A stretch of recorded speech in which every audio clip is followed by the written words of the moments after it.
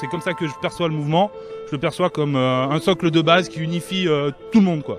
Voilà. Et si t'as une valeur que tu portes au fond de ton cœur, c'est quoi? L'amour.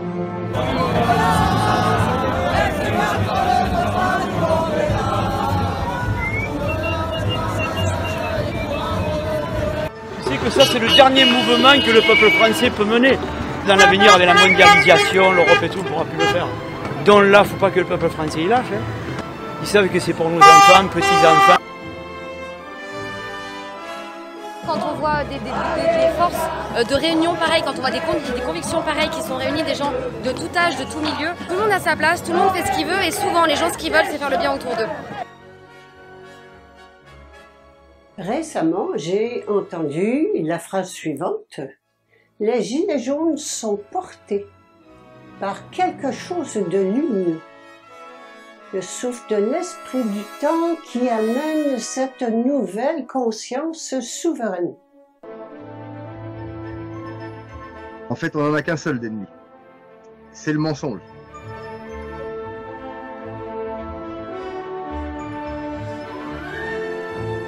Vous réinventez le phénomène politique et ça c'est très important, c'est une innovation. Je pense que beaucoup même des pays étrangers suivent cette évolution de près.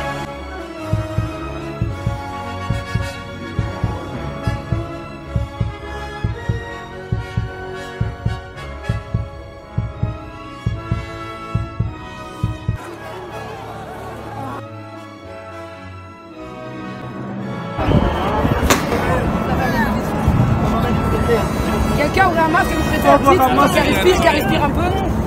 Faut qu'elle respire la gosse. Dans la vraie, ouais. Respire mon cœur.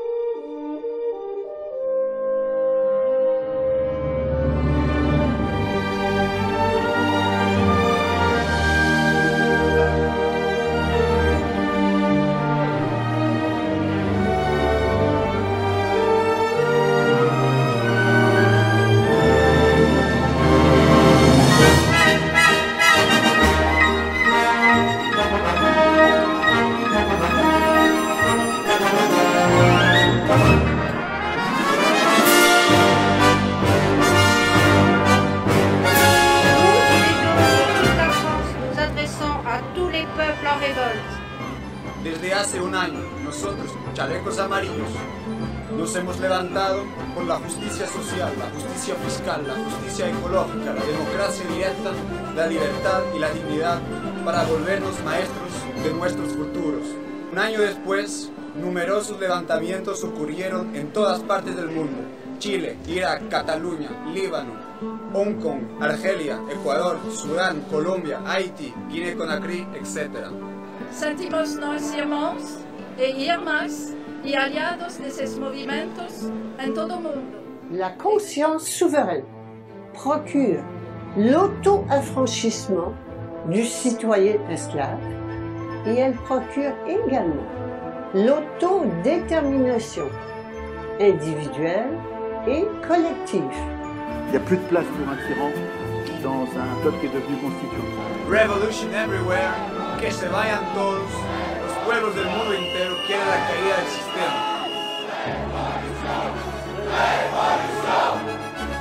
Aujourd'hui, nous vivons l'aube d'une ère nouvelle.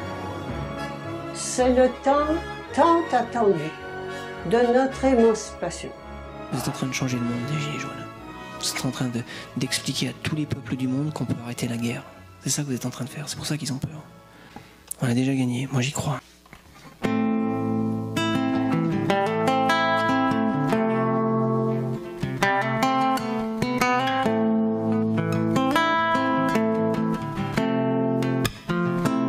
On a déjà gagné, on est unis, le plus dur est fait.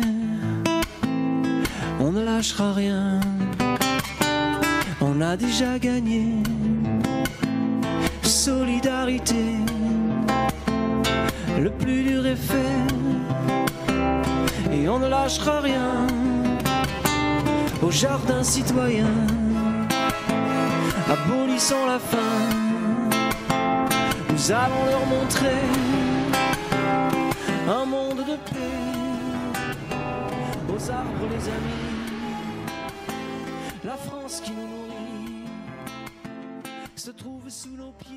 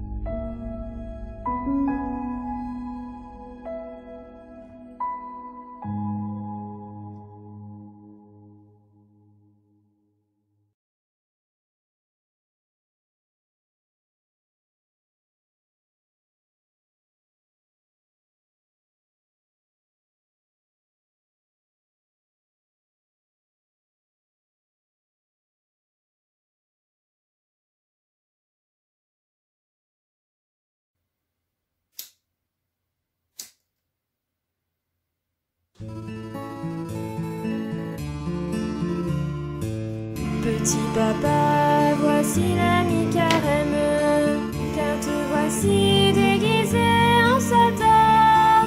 Petit papa, dis-moi si c'est pour... J'ai eu l'occasion, comme beaucoup lors de ce premier confinement, de remettre ma vie, mes choix et ma place dans ce monde en question.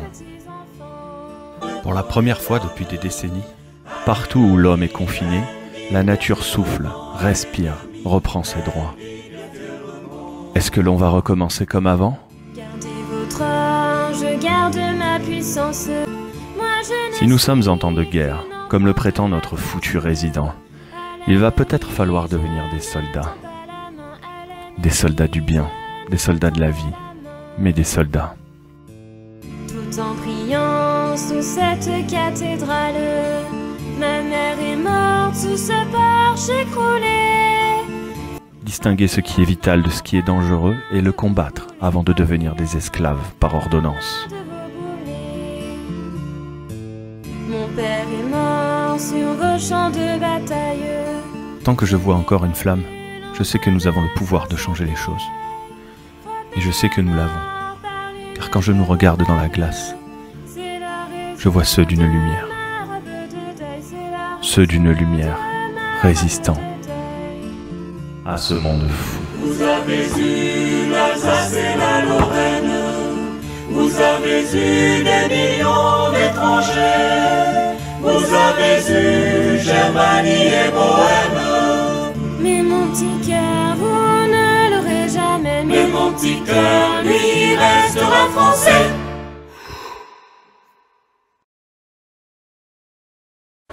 Il fait froid, c'est décembre. Il faut veiller sur cette petite flamme. Il faut en prendre soin. Parce qu'en fait, là, on est dans le moment où la lumière diminue. On a l'impression que tout va aller mal. Mais en fait, non.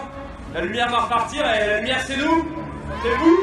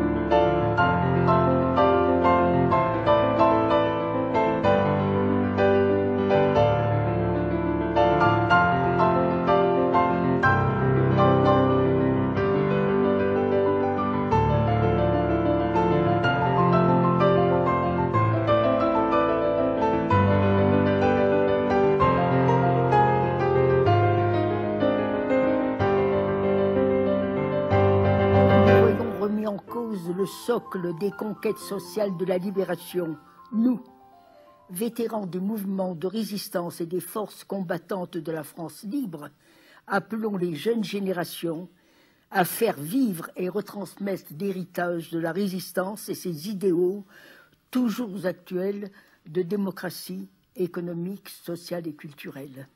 Nous appelons enfin les enfants, les jeunes, les parents, les anciens, les grands-parents, les éducateurs, les autorités publiques à une véritable insurrection pacifique contre les moyens de communication de masse. Ils ne proposent comme horizon pour notre jeunesse que la consommation marchande, le mépris des plus faibles et de la culture, l'amnésie généralisée et la compétition à outrance de tous contre tous. Nous n'acceptons pas que les principaux médias soient désormais contrôlés par des intérêts privés, contrairement au programme du Conseil national de la résistance et aux ordonnances sur la presse de 1944. Plus que jamais, à ceux et à celles qui feront le siècle qui commence, nous voulons dire avec notre affection, résister c'est créer, créer c'est résister.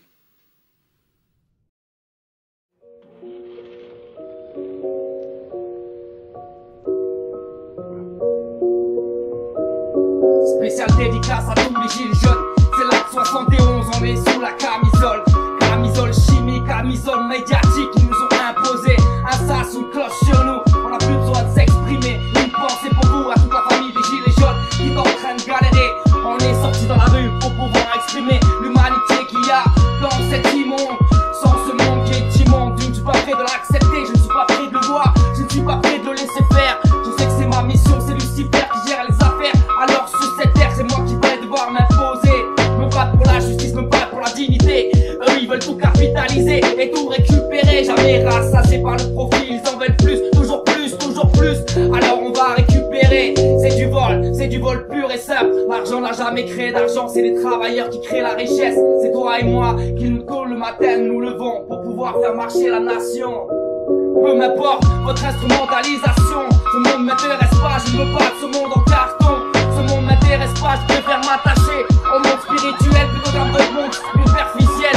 Consumérisme permanent, vous nous avez mis la disquette dans la tête depuis que nous sommes tout petits. Vous nous avez dit comment penser, vous nous avez dit comment consommer, comment travailler pour être des bonnes machines pour votre système dominant, dominé, toujours les mêmes générations, c'est les mêmes qui ont le pouvoir, ils viennent se transmettre la richesse, transmettre la connaissance pour pouvoir continuer à perturber leur écrasante domination planétaire, internationale. Les plans sont aujourd'hui machiavéliques, ils veulent contrôler la terre, ils veulent contrôler le monde, ils nous ont pas laissé le choix, c'est pour ça qu'on est là, on n'est pas prêt d'arrêter, on n'est pas prêt de lâcher, on sait pourquoi on est là.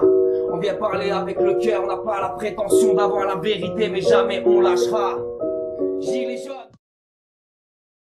Sous votre impulsion, parce que vous allez le dire à vos voisins, vous allez le dire à tout le monde ça, parce que vous ne voulez pas que vos enfants finissent des esclaves et qu'il n'y ait plus de fête de Noël. Vous voulez pas d'enfants traumatisés qui veulent plus quitter leur masque jusqu'à la fin de leur jour. Vous allez le dire à vos voisins. Sérieusement, ça me donne la patate. Je te jure, l'injustice, moi, ça me fait un coup de boost. C'est en mode développer, coucher, combat de boxe, tout ce que tu veux. Plus tu seras injuste, plus je serai dur. Moi, l'injustice, c'est... Laisse tomber, ça me donne une patate. C'est un truc de malade. Tivaz. Je vous avais promis de monter ce site, vous m'avez fait confiance, ça s'est joué à la parole donnée et ça s'est fait. Point. Si nous sommes capables de faire ça, nous pouvons faire 1000 fois plus. Et c'est dans les projets. Je ne compte pas m'arrêter là et vous n'avez même pas idée jusqu'où ça va aller. Je suis un rêveur qui les réalise. Donc je vous présente le site. C'est un site en 4.4.2, on va à l'essentiel. Il y aura bientôt un forum et un formulaire de compétences afin que vous puissiez vous inscrire et nous aider si vous le souhaitez. Nous avons besoin de vous, que ce soit dans le dessin, la musique, la rédaction, traduction, sport, montage vidéo, que les artistes nous contactent. J'en ai ras le cul des blogs anal, du homard à Versailles, de la statue de la femme qui pisse debout à Nantes. Retrouvons le beau, loin de ces horreurs relayées par les médias et subventionnées par l'État. Le génie français est là, il ne demande qu'à refaire surface. Montrez-vous. Voilà mes amis, c'est le début d'une aventure incroyable. Je me suis entouré avec des femmes et des hommes au top niveau. Et en plus, il y a une ambiance géniale. Il y a de l'entraide, c'est presque surréaliste quand on sait ce qu'on vit. Le fait de se fédérer tous ensemble, ça donne une force incroyable. Je me sens encore plus vivant qu'avant le confinement. C'est le monde à l'envers. C'est une bonne thérapie puisque le monde est devenu au-dessus d'un nid de coucou. Voilà une partie de l'équipe. On compte sur vous. Gardez la patate. Complotiste, ça, à mon avis, c'est une qualité de citoyen de base. Un citoyen de base doit chercher les complots et les dénoncer. La démocratie ne vivra pas si on n'a pas des sentinelles. Maintenant, je veux vraiment, encore une fois, je reviens sur les artistes parce que pour moi, les artistes ont vraiment un rôle à jouer aujourd'hui. Il est temps de vous bouger. Quand je vois aujourd'hui d'autres réalisateurs connus dire que les cinémas sont condamnés à disparaître, non, non, les cinémas doivent rester ouverts, doivent continuer de rassembler les gens pour ouvrir les débats, pour créer. Non, les cinémas ne sont pas condamnés à disparaître. Donc oui, le documentaire cinéma a, je pense, un boulevard devant lui. Parce que regardez ce que font aujourd'hui les grands cinéastes pour attirer un maximum de monde. C'est très frappant. Quand vous allez voir souvent des films grand public, ils sont tournés comme un documentaire. Or moi, je suis convaincu que le documentaire, il n'y a pas besoin de faire semblant d'avoir une caméra qui bouge pour faire plus vrai, pour faire comme si on était vraiment dans le vrai. Le documentaire cinéma, quand il est bien fait, quand il est authentique, eh ben vous touchez beaucoup plus les cœurs, vous touchez beaucoup plus l'émotion parce que vous êtes dans le vrai, vous êtes dans la réalité. Vous ne vivez pas dans des concepts, dans des dogmes. Et c'est pourquoi je suis convaincu que le documentaire, aujourd'hui, quand il est réalisé avec une véritable écriture, une véritable narration, a encore énormément de place à prendre dans les salles de cinéma. L'État détient le monopole de l'usage légitime de la violence. Max Weber. On est dans un jeu de juste mesure entre la violence et la légitimité de l'usage de cette violence. Dégagez! Où sont ces valeurs partagées aujourd'hui quand cette économie n'obéit plus à des principes d'humanité élémentaires? Eh bien, nous ne sommes pas dans le même camp, madame. Ce système de maintien de l'ordre, ce dispositif de maintien de l'ordre sont foncièrement politiques. Qu'est-ce qui se passe quand l'un des protagonistes ne respecte plus son deal? Vous me laissez bosser! Je suis journaliste! Est-ce qu'il a toujours le droit d'exercer cette violence? Cette violence, on la connaît, on est né avec. On a banalisé la violence. Nous servons la République.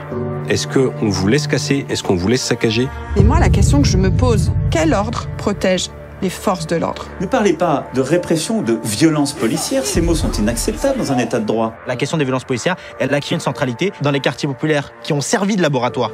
Voilà une classe qui se tient sage. La démocratie, c'est pas le consensus, c'est le dissensus. Et nous ne pouvons pas être tous d'accord. Quand je vois ces gens, et on va encore accuser la police sur ce coup-là d'être violente? Qui a la légitimité statutaire de dire « vous êtes violent ». Mais mon Dieu, il y a des jeunes enfants, mais sérieusement! Rien n'est caché. Ce qui se passe est maintenant révélé à la face du monde par des vidéos qui sont amplifiées.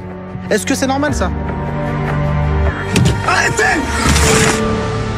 Ce qu'on peut appeler une police républicaine, c'est justement une police qui est au service du peuple et non pas au service de l'État.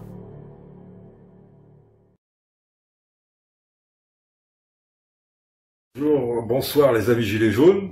Alors je suis enfin très content de trouver, parce que c'est pas le retrouver, on se connaissait pas, on s'est découvert évidemment aujourd'hui, Stan qui a été donc libéré, un Stan outragé, Stan libéré. Hein, voilà, alors on est vraiment dans un miracle, un petit moment miraculeux de l'histoire en ce qui me concerne, ta libération. Et que moi donc aussi, que je suis content de te rencontrer, Vincent, parce que tout ce que je veux tout de suite dire, c'est que si ce miracle s'est produit, selon moi, c'est avant tout grâce à toi, qui a donné l'alerte dès les tout premiers jours et qui a su générer, de par ton réseau d'information, un mouvement de solidarité générale.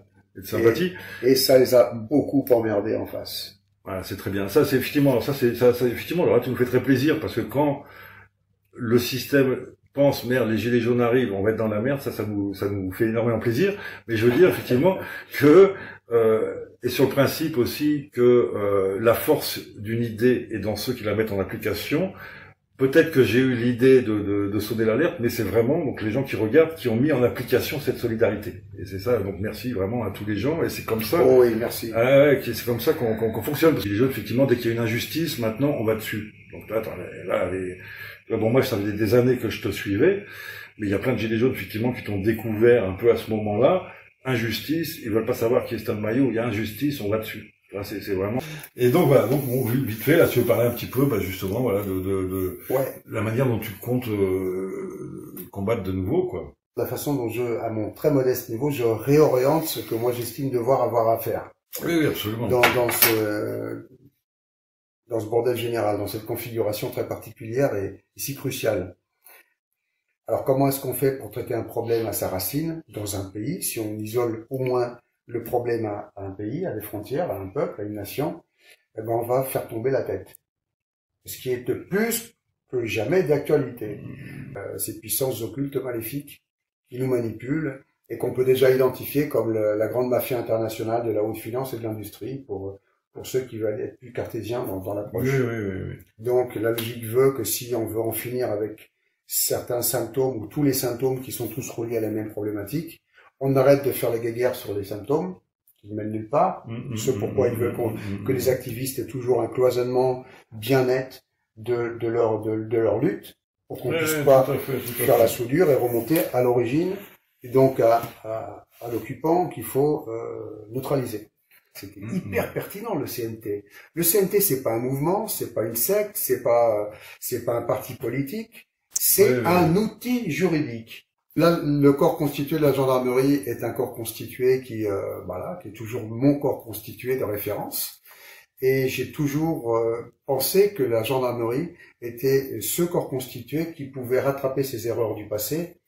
Je pense notamment à la période sombre d'il y a 80 ans en arrière, même s'il y a eu des gendarmes héroïques dont on ne parle pas, hélas, dont l'histoire ne veut pas parler. J'ai d'ailleurs l'ami Philippe qui était avec nous, là, son grand-père était un gendarme qui a évité un carnage absolu, en évitant qu'il y ait un deuxième Oradour sur Glane. Et ce type-là, on n'en parle pas dans l'histoire, tu vois. Ouais, tout à fait. Un jour, il faudra que lui nous fasse un sujet là-dessus. Donc, pour que la gendarmerie ne recommette pas les erreurs du passé, on a un message à leur faire passer en leur disant, mesdames et messieurs, s'il vous plaît, réveillez-vous et revenez vers le peuple. Ce que j'entends par ralliement des résistants, c'est les types comme toi, moi et les autres qui ont les tripes et qui veulent que le pays change. On ait ce courage et cette intelligence du cœur d'aller voir les gendarmes, mais ça peut être tous les jours, ça peut être tisser des liens, à des occasions comme les fêtes de fin d'année qui bien sûr sont beaucoup plus porteuses, pour leur faire passer les bons messages et leur dire les gars, revenez vers nous, on est avec vous, ayez confiance, on a besoin de vous. Allier les êtres de conscience pour que eux aient l'intelligence d'accepter cette action collective qui peut diffuser à l'ensemble de la nation, du pays, pour localiser le problème, pour que les gendarmes, comme un seul homme, se lèvent et fassent leur job, aillent neutraliser l'occupant. C'est tout. Bon. Police for freedom in Valencia. Let this video circle across the world and show what true policemen are like this man over here, marching for his country, for his sisters and brothers, for the children, defending true humanity. Police for freedom here in Valencia. Todas las personas, a todos los seres de luz que están en esta plaza, para que realicen con nosotros una meditación de 10 minutos. Pero en cambio los compañeros de Policías por la Libertad os queremos decir que nos preocupa que debido a toda esta situación, la cual es insostenible para muchas personas, haga que las tasas de suicidios en nuestro sector aumenten. Nos preocupa ver cómo nuestros políticos siguen utilizando a los policías y a los guardias civiles a su antojo para controlar y meter miedo a los ciudadanos. Nos preocupa ver cómo muchos compañeros están cumpliendo órdenes de dudosa legalidad, sin ni siquiera cuestionarse si son éticas, ni si son legales, ni siquiera si se cuestionan las consecuencias de sus actos, ni el daño que le están ocasionando a los ciudadanos. Compañeros, el artículo 104 de la Constitución dice que las fuerzas y cuerpos de seguridad, bajo la dependencia del gobierno, pero no de cualquier gobierno, no obedecemos a las dictaduras, luchamos por un país democrático, tendrán como misión proteger el libre ejercicio de los derechos y libertades y garantizar la seguridad ciudadana. Compañeros, se están vulnerando los derechos fundamentales y libertades de todos los ciudadanos en estos momentos y nosotros no podemos colaborar en eso, ni podemos acatar cualquier orden sin tener en cuenta las consecuencias que le pueden acarrear a los ciudadanos a los que debemos proteger. Compañeros, sois conscientes que hay muchas personas que están cerrando sus negocios por miedo a que vaya la policía a multarles o a detenerlos por una desobediencia grave a agentes de la autoridad, y que a día de hoy no pueden pagar sus facturas ni le pueden dar de comer a sus hijos y que a lo mejor hasta son familiares vuestros. Pedimos a todos los policías y guardias civiles de vocación y de corazón que aman su trabajo, que por favor despierten. El remedio nunca puede ser peor que la enfermedad.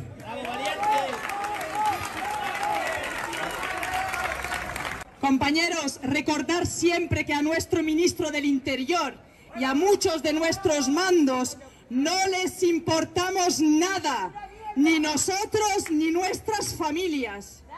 Pero a los ciudadanos sí que les importamos, porque somos sus ángeles guardianes. Somos a los que llaman cuando tienen un problema. Nuestro trabajo es ayudarles en todo lo que necesiten, no meterles miedo. Por este motivo hemos querido convocar esta marcha para unir a policías y ciudadanos y decir alto y claro que basta ya de abusos. Basta ya de abusar de los policías y los guardias civiles. Basta ya de abusar de los ciudadanos. Basta ya de confrontar a los policías con los ciudadanos. Basta ya de utilizar a los policías como escudos entre políticos y ciudadanos. Compañeros, debajo de cada uniforme hay una persona y una familia. Estáis vendidos igual que todos los ciudadanos. Nos tenemos que unir. Basta ya de dividirnos. Por nosotros, por nuestros hijos, pedimos por favor a nuestros compañeros que se den cuenta que son la clave en estos momentos. Es hora de demostrarles a todas estas personas que estamos de su lado, porque para ellos sí somos importantes y porque ellos sí nos necesitan ahora más que nunca. Somos su policía, a los que prometimos proteger y servir. Somos sus ángeles guardianes y nos necesitan. ¡Libertad! ¡Libertad! ¡Libertad! ¡Libertad! ¿No debería cualquier gobierno en democracia velar por la salud y los intereses de sus ciudadanos? ¿No debería cualquier gobierno en democracia garantizar el pleno ejercicio de los derechos fundamentales amparados en el marco de su Constitución y de las leyes internacionales sobre derechos humanos? ¿No debería cualquier gobierno en democracia alzarse y defender con uñas y dientes todo intento de socavar la soberanía de su pueblo? Ciudadanos debemos unirnos, todos los colectivos en un frente único y pacífico, para defendernos y combatir esta tiranía. De la mano de abogados valientes que están dispuestos a representarnos, podemos presentar batalla en los tribunales y defender la soberanía del pueblo. Os animo a todos a participar y unir fuerzas. Dès lors qu'on laisse un peu de liberté pour la sécurité ou la santé, on ne la retrouve plus. Et ça, il ne faut pas l'oublier. Il ne faut pas l'oublier. Parce que si on place le bien-être, que le bien-être c'est l'absence de maladie, c'est une connerie monumentale. Le bien-être c'est le fait d'être bien aussi dans sa tête. Est-ce qu'on a vraiment l'obligation de vivre jusqu'à 95 ans et en passant 25 ans de votre vie malheureux? Ou est-ce que la vie c'est de la qualité? Mais aujourd'hui, moi je suis bien, parce que même si je suis dans cette société qui est monstrueuse, c'est parce que je me bats. Et en me battant, je produis des énergies pour avoir envie de vivre, avoir envie de travailler, avoir envie de donner, avoir envie d'aimer.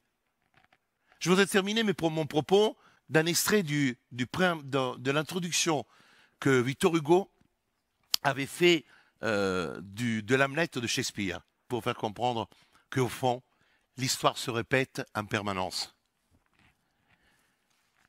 Tout un versant de la société actuelle est tyran, et tout l'autre versant est esclave. Redressement redoutable à faire, il se fera. Tous les penseurs se doivent à ce but. La pensée est pouvoir. Tout pouvoir est devoir. Au siècle où nous sommes, ce pouvoir doit-il rentrer au repos? Ce devoir doit-il fermer les yeux? Et le moment est-il venu pour l'art de désarmer? Moins que jamais. Il reste autour de nous une quantité suffisante d'esclavage, de sophismes, de guerre et de mort pour que l'esprit des civilisations ne se dessaisisse d'aucune de ses forces. Depuis quand, justement, l'hypnose a démarré? Voilà, faut tout dire. Faut pas juste faire croire, ouais, ça fait juste là depuis Covid-19 qui nous manipule. Non, en fait, on est manipulé depuis toujours parce qu'on n'a pas de narration alternative, on est emprisonné, on n'a pas de Dieu, on a peur de la mort, on a peur de tout. Alors que si on avait notre tradition, bah on n'aurait plus peur de la mort, on serait plutôt au Valhalla. Et pourquoi Gandalf il plaît aux gens? Pourquoi le Seigneur des Anneaux ça plaît aux gens? Parce que ça parle à l'inconscient, à la partie spirituelle de notre peuple. Notre véritable identité, ce qui nous a donné de l'amour en tant que peuple, notre mémoire collective l'a pas oublié, notre inconscient c'est dans notre ADN, l'a pas oublié. Gandalf ça réjouit le cœur, le Père Noël ça réjouit le cœur. Parce que c'est la tradition des enchanteurs. Les Gaulois, les Vikings c'était les enchanteurs.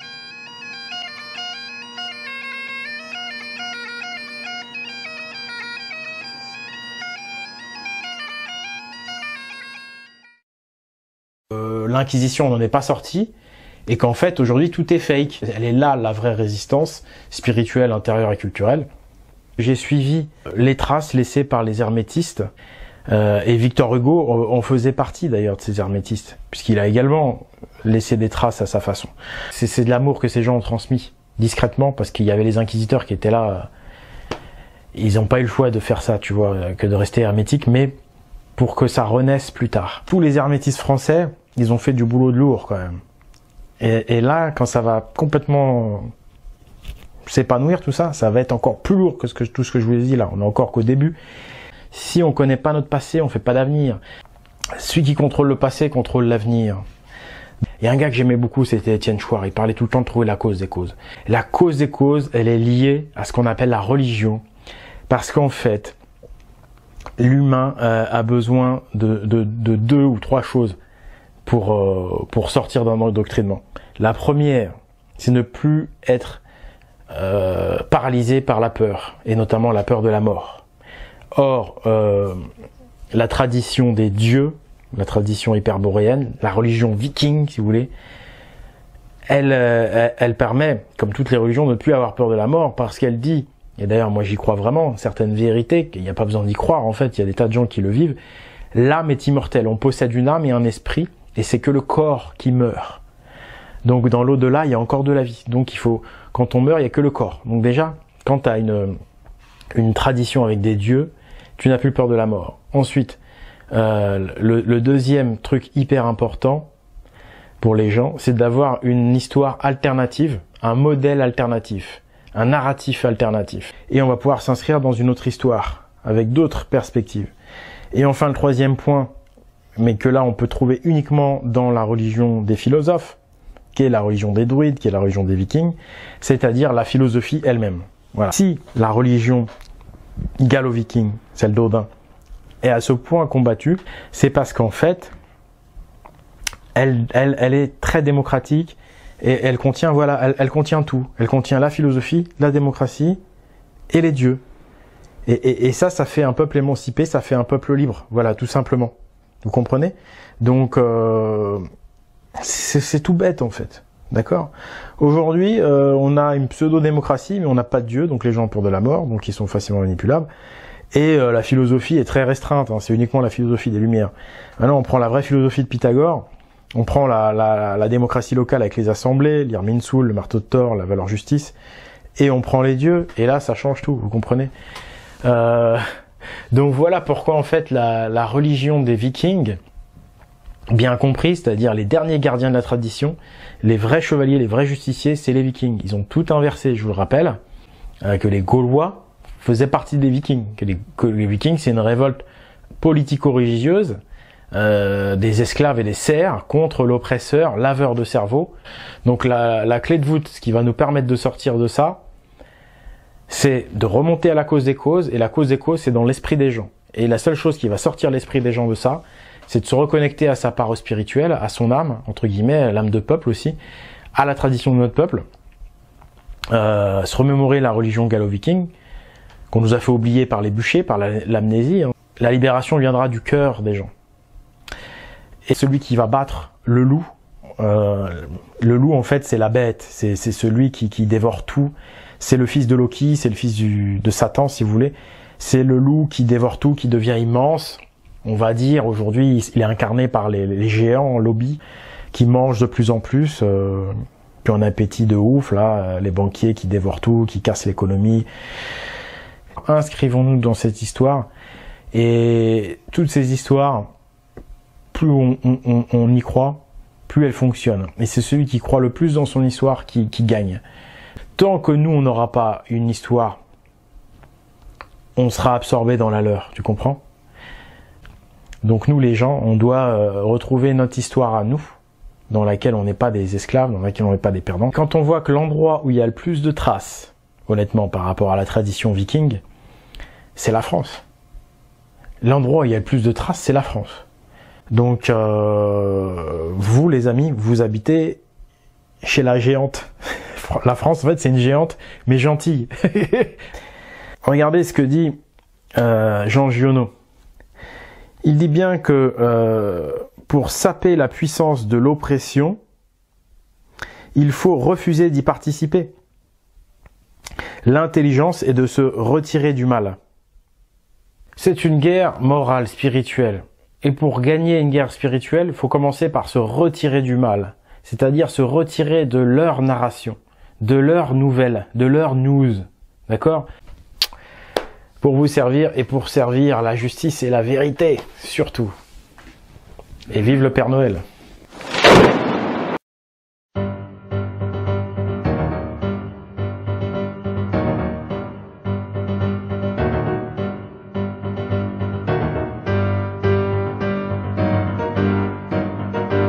Comment réconcilier celui qui ne conçoit pas de désobéir aux autorités supérieures, attitude légaliste tout à fait honorable, parce que toute autre prise de position lui est inconfortable, moralement insupportable, et celui qui dans sa famille se targue d'avoir des ancêtres résistants, batailleurs, des objecteurs de conscience, et qui n'imaginent pas une seule seconde se coucher face à une autorité qu'ils jugent despotique et liberticide. Chacun sa perception des choses, son passé, son vécu, que nous n'avons nullement à juger mais à comprendre. Suis-je capable de me mettre à la place de l'autre, de me glisser dans sa peau quelques instants? Suis-je capable d'écoute? Nous avons deux oreilles, mais une bouche. Pourtant, bien trop souvent, nous parlons beaucoup plus que nous n'écoutons. C'est là qu'intervient le remède. Contre ce virus de la zizanie, qui entraîne la division parfois au plus proche de notre vie, il y a un remède efficace. Il est même tout à fait possible de dépasser la dose prescrite. Ce traitement est simple, financièrement peu coûteux, mais il réclamera sans doute un petit effort, car il s'agit de remise en cause. Il s'agit de la bienveillance et de l'humilité. La bienveillance. L'autre n'est pas un danger pour moi. Il est un autre moi-même. On n'est pas d'accord? Et alors? Après tout, nous sommes, bon gré mal gré, embarqués dans la même galère, le même monde et à la même époque. Est-ce que je lui veux du bien? L'humilité. Mes connaissances sont partielles, certainement un peu orientées. Mon orgueil à vouloir convaincre l'autre que j'ai raison risque fort de me fermer la porte des cœurs. L'humilité est la clé de ces cœurs. Je ne sais pas tout. J'apprends tous les jours. J'apprends de l'autre. Si je considère, et c'est mon cas, que le masque est inutile, suis-je cependant prêt à en mettre un si c'est juste pour rassurer la personne que j'ai en face de moi, peut-être plus fragile? Est-ce que cette attitude bienveillante ne deviendrait-elle pas l'amorce d'une vraie conversation de cœur à cœur? Je vois une femme masquée au volant de sa voiture. Je me dis, mais quelle pomme, qu'est-ce qu'elle croit? Elle est toute seule dans sa voiture, les fenêtres sont fermées, elle veut contaminer quoi? Son autoradio? La voiture s'approche, je vois un caducée d'infirmière libérale. Elle est infirmière, elle sait se servir d'un masque, elle sait ce qu'il faut faire avec. Et surtout, quand elle l'a mis tôt le matin, elle ne l'enlève pas, elle ne le touche pas. Elle ne le met pas sous le menton de temps en temps pour respirer un petit peu, elle le garde bien fixé et elle ne le touche pas, elle le rend moins dangereux finalement. Et elle respecte aussi les gens avec qui elle va être en contact pour les soigner. Elle fait preuve de bienveillance. Et moi, je fais preuve de bienveillance envers elle en la jugeant sur le port du masque dans la voiture. Un jour, une patiente en consultation a tenu à garder son masque, malgré mon invitation à le retirer si elle le voulait. J'ai pris d'abord pour une trouillarde. J'ai su durant notre entretien qu'elle le gardait pour moi car elle travaillait en unité de soins où des cas de Covid étaient pris en charge. Là où je voyais une attitude de peur, il y avait au contraire de la bienveillance à mon égard.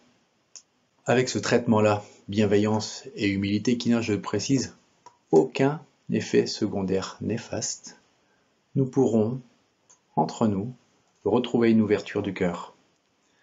La paix du cœur, nous en avons tous besoin dans cette période si troublée. Alors voilà ce que vous allez faire. Vous allez prendre votre téléphone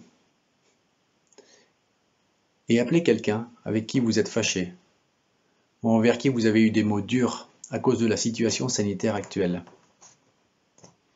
Un message de sympathie ou, si vous vous en sentez la force, une demande de pardon.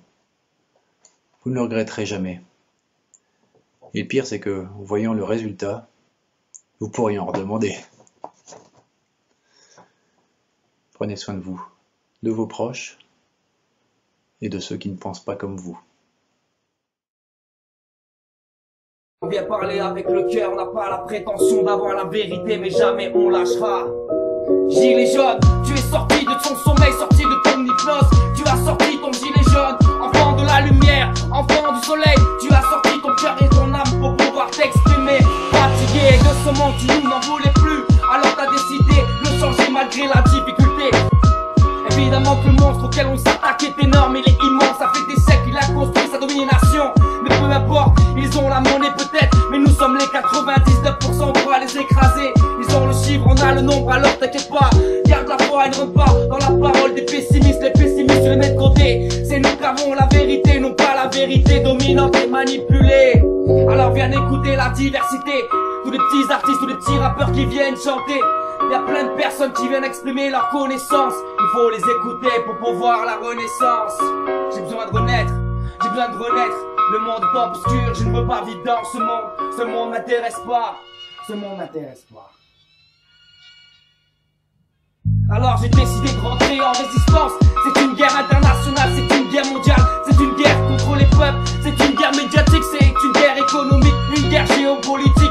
La guerre est totale, c'est la stratégie du choc. Noam Klein nous en parlait, ou encore Noam Chomsky.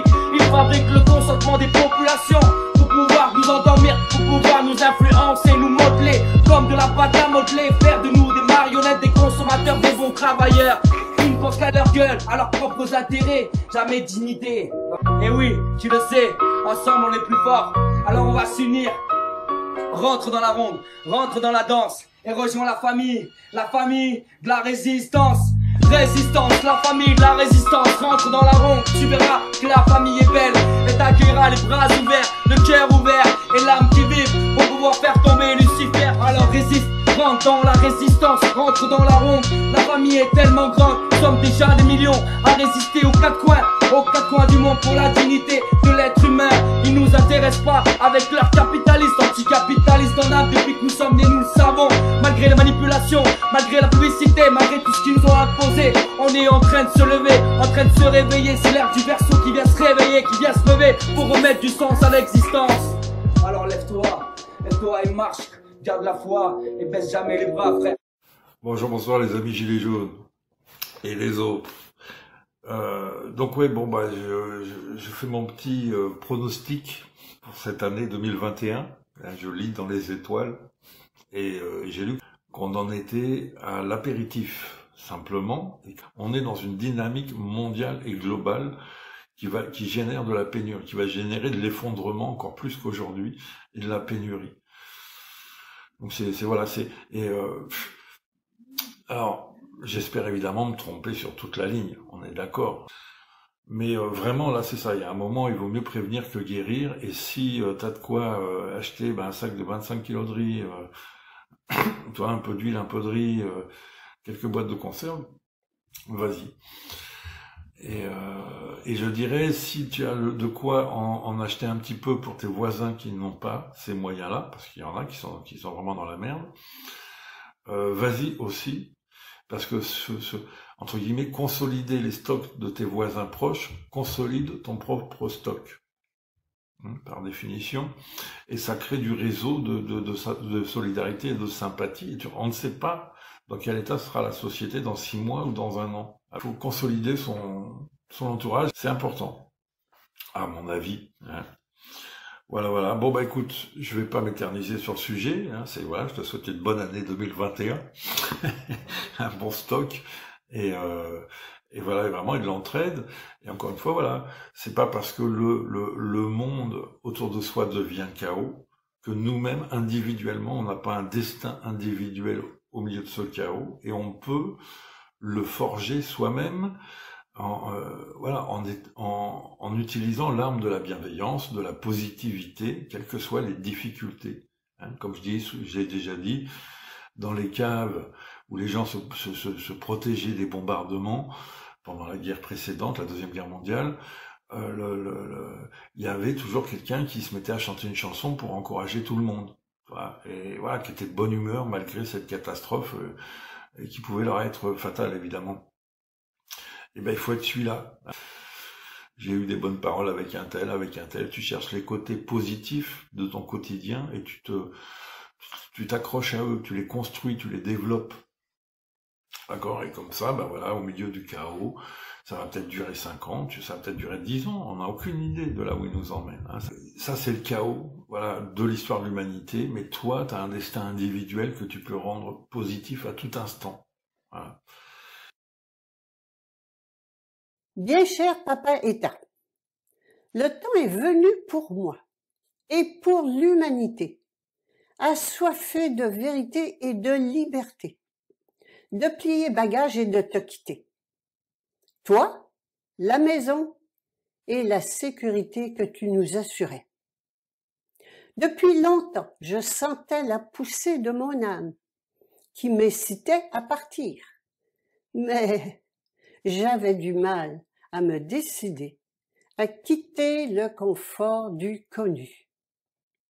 Fort heureusement, tu me facilites la tâche et je t'en suis très reconnaissante. Ainsi, la faillite à laquelle tu nous accules précipite la totalité de l'humanité dans la misère et l'amène tout entière à s'émanciper de ta tutelle. Ainsi également, le chaos dans lequel tu nous plonges nous fait prendre conscience des limites de ta capacité à gérer et nous fait entrevoir la grande panne de tous les systèmes. Après mûre réflexion, nous avons fait le constat que nous ne pouvions pas faire pire que toi, que mieux. De là, ma décision, premièrement, de retrouver la foi en mon pouvoir souverain intérieur et d'y obéir exclusivement. Deuxièmement, de m'auto-affranchir de ta dictature égotique. Troisièmement, de renoncer à tes droits et privilèges ainsi qu'à ton assistanat. Quatrièmement, de reconnaître ma toute-puissance créatrice illimitée. Et cinquièmement, de m'assumer moi-même avec entière confiance en la grâce. La suffocation qui nous étrangle aujourd'hui nous amène à avoir soif d'autre chose. Ce quelque chose qui s'infiltre déjà en nous et qui veut s'exprimer. Oui, le cri d'appel de la prochaine espèce. C'est le cœur rempli de gratitude que je te dis adieu, Papa État. Merci pour la tâche parentale que tu as accomplie pendant toutes mes années d'adolescence citoyenne. Dorénavant, tu n'as plus à te soucier de moi. J'ai grandi.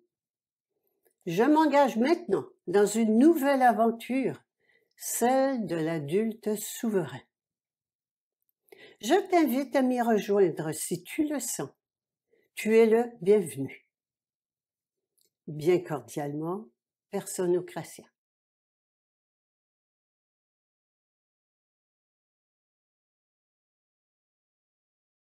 S'il n'y avait pas de force contraire, il n'y aurait pas de mouvement, et s'il n'y avait pas de mouvement, il n'y aurait pas de vie et d'expérience, et de choix et de libre arbitre. Voilà. Ouais, parce que ça te permet de choisir. Ça permet de choisir et puis ça permet qu'il y ait éternellement un mouvement, tu vois. Éternellement. Et il faut qu'il y ait deux forces contraires pour qu'il y ait un mouvement. Et qu'il y ait donc la vie et que chacun puisse venir faire ses expériences. Mais la dualité, c'est dans notre plan à nous, quoi. Parce que dans la vraie vérité, il n'y a pas de dualité. C'est ici sur la Terre. En tout cas, c'est dans nos expériences et tout ça, jusqu'à ce qu'au fond de nous, on comprenne qu'en fait, il n'y a pas de dualité. Et de toute façon, il y a plein de plans d'existence. J'aime bien l'image où tous les êtres vivants, mais tous les êtres, pas que les humains, tous les êtres, c'est comme des colliers reliés au même fil. Et ce fil, bah, c'est Dieu. Tu vois, et on est tous emboîtés. Et en fait, chacune de ces petites perles, si elle se connecte et elle creuse en elle-même, elle va avoir accès à ce fil qui relie tout. tu vois l'image un peu. Mais c'est dur de parler de spiritualité profonde avec le vocabulaire pauvre qu'on a. On reste limité dans notre pensée parce qu'on pense avec des mots. Si on pense avec des images ou avec des ressentis, ou tout simplement qu'on ressent, qu'on laisse le mental, on a accès à plus de choses. Tout le monde, hormis l'Asie, a connu l'Inquisition. Il y a eu 9 siècles d'Inquisition. Ça a quand même commencé en 1100 et quelques avec les Cathares en France. Ça s'est propagé dans toute l'Europe, toute l'Afrique, tout le Moyen-Orient, toute l'Amérique du Nord, toute l'Amérique du Sud. Donc tout le spirit de toute cette partie de la planète, elle a été anéantie par l'Inquisition pendant 9 siècles. Pendant 9 siècles, si tu pensais pas comme eux, si tu pensais pas comme la pensée unique, voilà, on te pendait, on te brûlait, tout ce que tu veux, tu vois. Et donc ça les démarque. Les gens, ils ont peur de penser différemment. Il y a des gens, ils peuvent avoir une expérience mystique, ils n'en parleront pas. Ils ont peur de finir en psychiatrie, de finir... ou tout simplement que les gens disent « mais tu es fou !» Parce qu'on a aussi les traces de l'Inquisition dans nos mémoires génétiques, tu vois. Le principal problème de notre société, c'est pas d'avoir la foi ou pas avoir la foi, c'est la certitude dogmatique. C'est clair. L'autosuffisance, quoi, mais c'est clair. Et ça t'amène au rejet de l'autre. C'est clair. Et les gens, ils aiment trop bloquer sur ce qui les divise plutôt que sur ce qui les rassemble, quoi, malheureusement. On a le choix. On a le choix et c'est à nous de réparer les choses, quoi. Quand tu fais une erreur, c'est à toi de la réparer. Et c'est pareil à l'échelle de l'humanité. Hein. Pourquoi on en est là? Parce que j'en sais rien, hein, l'ego des gens.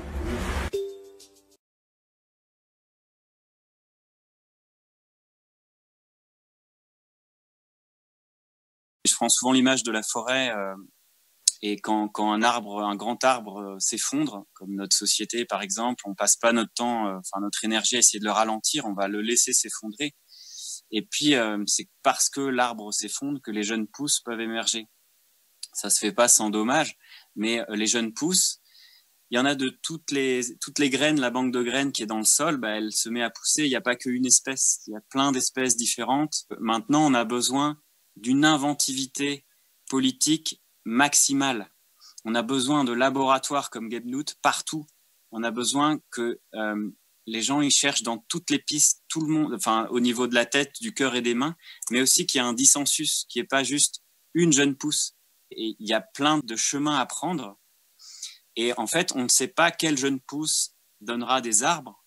Parmi les milliers de jeunes pousses, on ne sait pas quels arbres feront 20 mètres, 30 mètres, la future canopée. On ne sait pas à quoi ressemblera la forêt. On sait juste qu'il faut nourrir un maximum de jeunes pousses, un maximum de diversité. On a besoin d'expérimenter et dans un monde incertain, comme le dit très bien Edgar Morin, on arrive dans un monde de plus en plus chaotique, incertain, on est dans le brouillard avec beaucoup d'incertitudes. Il faut apprendre à naviguer avec ça. Et c'est compliqué. Nous, on n'a pas l'habitude, nous, les modernes, le siècle des Lumières, les rationnels, etc. On n'a pas du tout l'habitude. Tous nos centres de contrôle, de décision, sont pas du tout habitués à ça. Donc, il y a beaucoup de choses à réapprendre. Edgar Morin met l'accent sur l'éducation, etc. Avancer dans l'incertitude, ça veut dire maximiser la diversité pour pouvoir retomber sur nos pattes. Parce que dans 10 ans ou dans 20 ans, on sera peut-être pas du tout dans la même situation. Et les personnes qui sont pas adaptées aujourd'hui seront peut-être bien adaptées dans 20 ans. Un exemple tout simple, en tant qu'agronome et permaculteur, agroécologiste, j'ai été beaucoup dans ces milieux-là. Depuis 10 ans, il y a l'attraction animale qui ressort fort, qui réémerge. Et moi, ça me fascine. C'est-à-dire que c'est un retour en avant, on pourrait dire, ou une sorte d'innovation biotechnologique. L'attraction animale, c'est de la biotechnologie. Et ça inverse complètement notre modèle de progrès. Un petit jeune informaticien qui laisse tomber sa carrière, je sais pas moi, à Paris, et qui change de vie, qui fait un cours de permaculture et il va faire de l'attraction animale n'importe où, dans les Cévennes, on peut lui dire, mais il n'est pas du tout adapté à sa société, à son temps. Parce qu'aujourd'hui, il y a des tracteurs, il y a de l'efficacité, il y a plein de choses pour produire beaucoup et rapidement. Sauf que dans 20 ans, ça sera peut-être lui le roi du pétrole. Et ces jeunes pousses aujourd'hui qui sont des mauvaises herbes, c'est peut-être l'avenir. Donc on a besoin de toutes les mauvaises herbes, on a besoin d'un maximum de diversité. Et c'est précisément ce que les dirigeants aujourd'hui sont en train de saper. Ils font exactement l'inverse, c'est-à-dire qu'ils cassent tous les budgets qui sortent du rang. ils mettent du Roundup sur les mauvaises herbes, c'est-à-dire qu'ils se coupent l'herbe sous le pied, c'est le cas de le dire, et on n'aura pas, en tant que société, on aura moins de capacité à retomber sur nos pattes. Donc ça précipite pour moi les dynamiques d'effondrement. Et quand je dis effondrement et renouveau, en fait, moi, en tant que biologiste, j'ai l'habitude des dynamiques d'évolution, enfin de la biologie, et c'est, pour moi, c'était naturel, c'était évident que quand on dit effondrement, on dit renaissance. C'est ce que les biologistes appellent les cycles adaptatifs. Les forêts, elles croissent, elles stagnent, elles brûlent, elles se réorganisent, mais pas que les forêts, tous les écosystèmes dans la mer, les individus, les organismes, tout en fait passe par des cycles adaptatifs. Il y a toujours une phase de croissance, de stabilisation, d'effondrement, de réorganisation, de croissance, etc. C'est 4 phases d'un cycle adaptatif. Pour moi, c'était évident qu'en décrivant l'effondrement de nos sociétés, ça incluait des possibles renaissances. C'est évident. Et en fait, je me suis rendu compte que c'était pas évident pour beaucoup de gens. Et donc, il y a tout un effort pédagogique que j'ai essayé de faire. Et le truc, c'est que c'est incertain. On peut pas avoir la certitude qu'il y aura un effondrement. Scientifiquement parlant, on peut pas. On peut faire en sorte que ça soit certain pour essayer d'agir. C'est la pirouette philosophique de Jean-Pierre Dupuy. Et c'est ça c'est notre posture. Si on considère que c'est certain, alors on pourra avoir une chance de l'éviter. Voilà le paradoxe philosophique dans lequel on est. On a une incertitude radicale sur l'avenir, mais on va considérer que c'est certain pour se bouger, pour faire en sorte qu'on se prépare rationnellement, collectivement, le mieux possible. C'est ça la transition. Et on a besoin de renouveau. Et renouveau, ça veut dire quoi? Ça veut dire que on a besoin de nouveaux récits, hein. On a besoin d'artistes, on a besoin de nouvelles mythologies, on a besoin de réouvrir des horizons, parce que le risque majeur à trop parler de catastrophes et d'effondrement, c'est de refermer les horizons. C'est d'aller dans la facilité du tout est foutu, la même facilité que le tout ira bien. Tout ça, c'est insupportable d'un point de vue éthique, d'un point de vue moral, d'un point de vue intellectuel. On ne peut pas dire tout est foutu, on ne peut pas dire tout ira bien. Et donc, plonger dans la complexité, plonger tenter de réouvrir des nouveaux récits, des nouveaux horizons, des nouveaux possibles, c'est ça, planter les graines du renouveau. Et ça se fait à la fois dans les récits, dans l'imaginaire, ça se fait intellectuellement par des nouvelles idées, des nouveaux concepts, et puis ça se fait dans les centres d'expérimentation aussi avec les mains, comme à Gebnout, avec des choses complètement folles, belles, et qui parfois foirent et parfois réussissent. Et c'est OK, c'est comme ça que fonctionne le vivant. Donc c'est vraiment un appel, et je terminerai par là, comme Joanna Macy, encore une fois, l'éco-psychologue américaine le dit bien, elle est passionnante, et en fait, elle dit qu'on vit une époque formidable, extraordinaire, de bouleversements incroyables. Tout va changer, qu'on le veuille ou non. Et quand on lui demande qu'est-ce qu'on va faire, comment on passe à l'action, il y a trois directions à prendre conjointement. Il ne faut pas choisir, il faut prendre les 3. C'est résister, c'est-à-dire lutter. Il y aura des conflits, il y a des conflits. Et résister, c'est-à-dire défendre la vie qui est menacée. Donc les barricades, les manifs, tout ça, tout ce qui est dans l'ordre de la résistance et de la lutte. 2, il faut créer des alternatives. Et là, c'est ce dont je parlais, tous les centres d'expérimentation. Il faut pouvoir expérimenter, pouvoir créer des éco-villages, pouvoir créer des monnaies locales, etc., etc. Et 3, changer de conscience. Et c'est tout le chemin intérieur que je disais, émotionnel, spirituel, changer notre rapport au monde, toute la question du deuil, de la psychologie, plein de choses comme ça. On a besoin des 3 en même temps. En fait, on est tous gentils, on pense au bien commun, et on a envie de faire un monde meilleur. À nous de reprendre le pouvoir, en fait. Vous voulez être des esclaves du système, être dans la matrice? Ah non. Mais en fait, tout est prêt pour vivre autre chose. Tout est déjà prêt, tout est déjà là. Donc il ne s'agit pas non plus de revenir en arrière. Il s'agit de péter le labyrinthe et de sortir par une autre porte. Là que les héros se lèvent. Vous avez vu les articles d'Ariane Mitterrand, qui fait partie du collectif, elle a parlé. On est dans un déferlement totalitaire. On est dans une espèce de vague incroyable qui va venir nous poncer jusqu'à l'os. Et ça va venir nous poncer jusque... Merci. Merci beaucoup. Il va venir nous poncer jusqu'à l'os pour qu'il sorte le meilleur de nous. On était bien confortables, on était un peu engraissés, on était derrière nos écrans. On pensait qu'on pouvait fuir ailleurs. On pouvait fuir nulle part. On ne peut plus fuir. Là on est face au mur. Et vous savez comment ça se passe à la fin, dans l'épreuve des militaires, dans le parcours de santé, il y a un mur plus haut que ce qu'ils peuvent franchir. C'est la dernière épreuve. Et ils ne peuvent pas passer. Ils essayent de sauter, ils n'y arrivent pas. Il y a un mur de verre face à eux. La seule solution pour passer, c'est de s'entraider, c'est d'être ensemble, c'est de se faire à la courte échelle, de monter, de tirer celui qui est en bas. En fait, là, on est là pour ça aujourd'hui, on est là pour s'entraider. Et toute votre chaleur, en fait, ça fait que, comme je vous l'ai dit, il fait pas froid.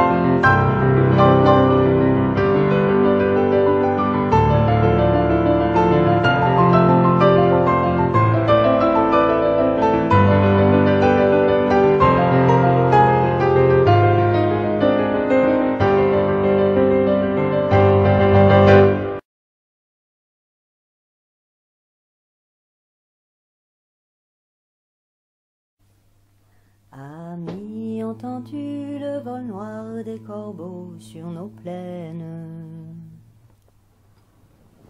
Amis, entends-tu le cri sourd des pays qu'on enchaîne? Ô et partisans, ouvriers, paysans, c'est l'alarme. Ce soir, trop d'amis connaissent le prix du sang et des larmes. Motivés, faut se motiver, motivés. Soyons motivés, motivés. Soyons motivés, motivés.